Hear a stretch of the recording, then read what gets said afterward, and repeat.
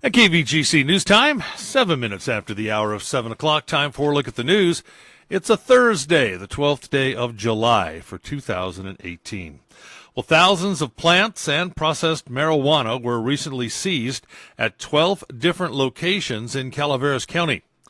Codenamed Green Wave, the Calaveras County Sheriff's Office, along with the California National Guard Counter-Drug Task Force and several cooperating agencies were all part of a month-long operation into the illegal cultivation of marijuana and directly associated environmental crimes. According to Calaveras Sheriff Rick DiBasilio, due to the nature of the watershed systems in Calaveras County, the environmental damage that begins in the mountains and foothills of Calaveras County has significant impacts into other portions of California, including the Central Valley and the San Francisco Bay Area. Specifically, the McCallamy River watershed, which leads directly into the East Bay Municipal Utility District's reservoirs, which are the water source for millions of California residents. The area of this operation also included the Stanislaus River drainage system, which affects millions of residents and agricultural water in the Central Valley and beyond.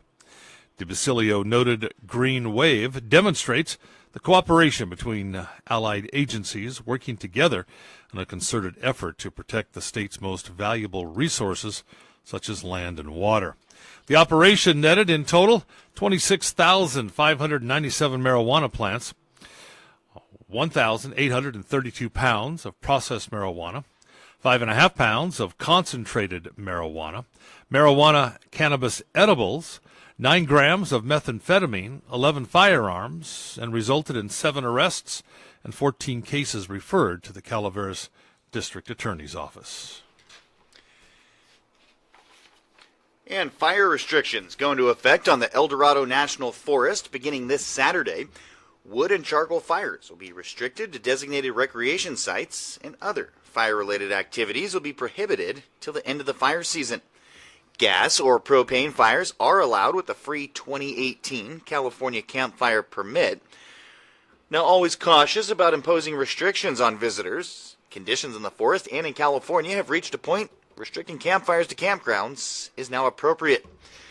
Now, also on Saturday, the Stanislaus National Forest will begin fire restrictions in the Moore Creek area along the North Fork of the McCallamy River, which is accessed through the El Dorado National Forest. Complete details regarding the 2018 fire restrictions, including a list of designated rec sites, available on the El Dorado National Forest website at fs.usda.gov/Eldorado. And the recall effort against District 4 Calaveras County Supervisor Dennis Mills has failed. Proponents of the recall failed to collect the needed 1,555 valid signatures to put it on the ballot. According to Calaveras elections officials, out of 2,125 signatures submitted last month, only 1,462 of those were of registered voters in the district. In order for the recall efforts to continue, the group would now have to start back at the very beginning. Earlier this month, officials reported the move to recall Board Chair Gary Toffanelli had come to an end, and the recall efforts against Supervisor Jack Garamendi also failed some months ago due to lack of signatures. And ride the rails of the Amador Central Railway this Saturday from Lane Station through oak-studded woodlands, finally ending up at the Sunnybrook turning pad. You can then watch the turning of the rail cars and finally reboard and enjoy the ride back to the station. Now, rides will be offered this Saturday and every second Saturday of the month through November, weather permitting. Ticket sales begin at 9:15 a.m. at Lane Station, located on Highway 104, about a mile and a half south of Ione, near where the railroad crosses the roadway. The tickets are only $10 per person. Children must be 5 years or older. No ticket reservations available. Tickets are on a first-come, first-served basis. Closed-toed shoes are recommended.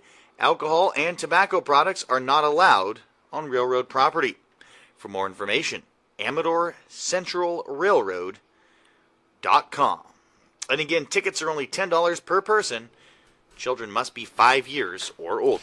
You know, JD, we got this sent to us yesterday, and it deals with bears and trash cans. Apparently, I know last year, you may recall, we had a rash of bear and trash can issues in the upcountry, and apparently it's happening again in Pine Grove, Volcano, Pioneer, and even as low as Sutter Creek. Residents are having trouble with bears getting into trash. Now, the fishing game will be called in. They'll trap them, they'll take them off, and relocate them, possibly euthanize them in some instances. But anyway, if you don't have trash pickup, you need to, make sure that your trash bags and the contents in the bags are not left out for long periods of time, especially during the evening. One tip is to spray your cans and trash bags with ammonia water, because apparently the bears don't like the smell of ammonia water. But again, be on notice. And I also heard that due to all the wildfires in California throughout the state, wild animals are on a kind of migration, and they're moving all around the state, and you're advised not to leave pet food or your small pets outside at night because of the migration of various wild animals. But anyway, nonetheless, again, bear problems have cropped up again. Pine Grove, Volcano, Pioneer, and Sutter Creek areas. So, hey, don't forget today, road closure again on Peak Street, and that will take place all day today. And detours have been placed on Schober Avenue and Perry Street.